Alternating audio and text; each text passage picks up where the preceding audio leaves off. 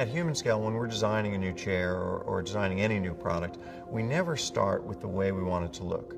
We always start with the way it functions. And in solving that functional problem, if we manage the process carefully and correctly, the form that flows out of that process is honest, timeless, and has a beauty that is relevant in any culture. When we were considering designing our own chair, I interviewed literally hundreds of users and asked them how does their chair work? And I was shocked to find out that no one knew how their chair worked. When we look at a lot of ergonomic chairs that are out in the marketplace, we see that many of them have a lot of different controls on them. Although these controls work, people don't use the controls. They don't take time to learn the controls, they don't take time to operate them properly, and the fact that it takes time means that they just don't do that. It was clear to me that we had to develop a chair that would eliminate as many of these knobs and levers as possible and allow people to sit in the chair and use that functionality without even thinking about it. I met our designer, Niels Diffrian, in the mid-90s after talking to well over a dozen designers about making a chair incredibly easy to use. Bob King walks in my office in 1998 for the first time, and he describes his business, and I like the sound of him, and he says, I want a chair for my business, and I think, he is probably at this point 1/100th of the volume of the biggest furniture company out there, Steelcase or somebody. Said, do I want to make the effort with him? And Niels and I had a long talk about making things easy to use in general and how important that was, and how by making things easy to use, things actually get used and functions actually get used. And we talked a while longer, and I thought, well, I might have a little fun with this guy, and we might accomplish something. Because he gave me the notion, he is willing to invest everything he's got in an idea that we both believe in. And after a long talk, he showed me a chair that he'd been working on for many years that was incredibly easy to use. When you sat in it, you could sit in any posture and it would support you. And you could move to another posture and it would support you. And he weighs much less than I do, and he could do the same exact thing without thinking about it, without operating any manual controls. And I said, Niels, this is exactly what I had envisioned. This is how chairs should work. We started from zero. And I think in 10 years, we got to a point where I feel satisfied that it was a good investment. One of Niels' great innovations, which is present in all of our chairs, is the elimination of a tension mechanism and the associated manual tension knob, which could weigh as much as 15 pounds and be made up of 40 or 50 parts. He eliminated that with the laws of physics and the sitter's own body weight. You don't have to adjust anything to be able to recline.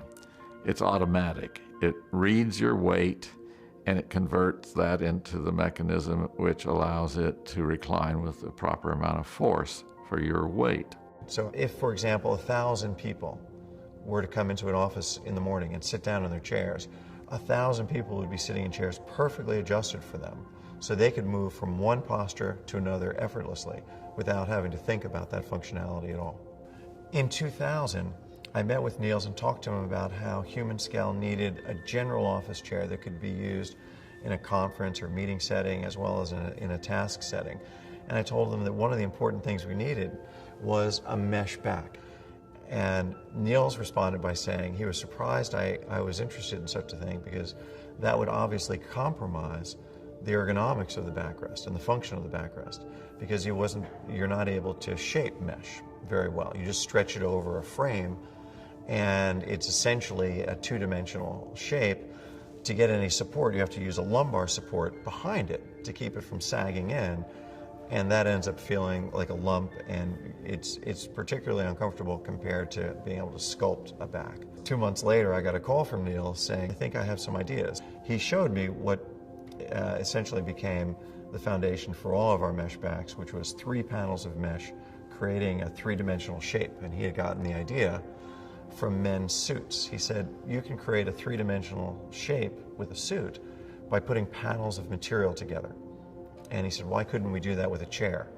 And that's exactly what he did. In fact, the cool thing about it is that he used non-stretch mesh, so it takes on whatever shape goes into it, because it's soft, of course, but it doesn't stretch. So I've always insisted that the back adjusts to the person. And we have this unique way of what is called a form sensing mesh that will accommodate any body shape and give you appropriate back support. If you're short, tall, wide, narrow, the back will accommodate you. And that's very unique.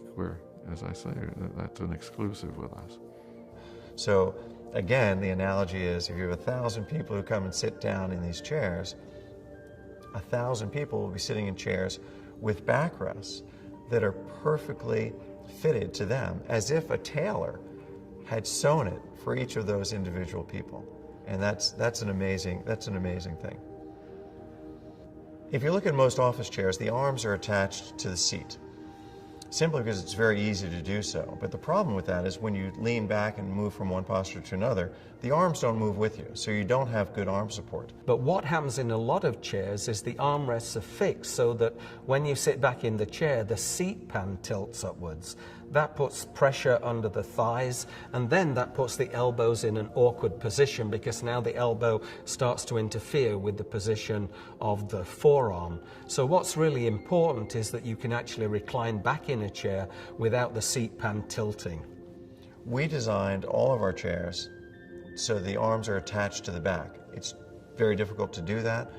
It's very tricky to design adjustment mechanisms to allow them to move up and down, but that's the only way to do them, because when you lean back and sit in multiple postures throughout the day, the arms are in the right position every time, no matter how you sit.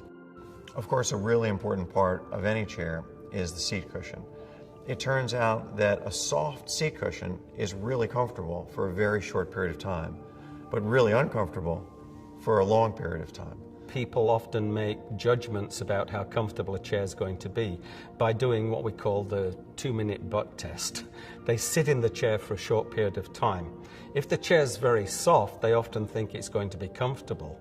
But over time, that turns out not to be true. So actually, the best kind of seat pan is one that's a fairly firm seat pan. That allows you to move around and change posture on the seat pan, changing pressure on the body and promoting muscle activity and blood flow. Humanscale also pioneered the use of gel in seat cushions. Gel is a really interesting material in that it doesn't compress, but in fact displaces. So when you sit in it, it supports your body in a way that maximizes comfort over a long period of time. Of course, at Humanscale, our mission is to make work tools that adjust to the user rather than the other way around. If you have the best ergonomic chair in the world that allows you to move from one posture to another effortlessly, that's not useful at all unless you have other tools that allow you to put your work where it's easily accessed.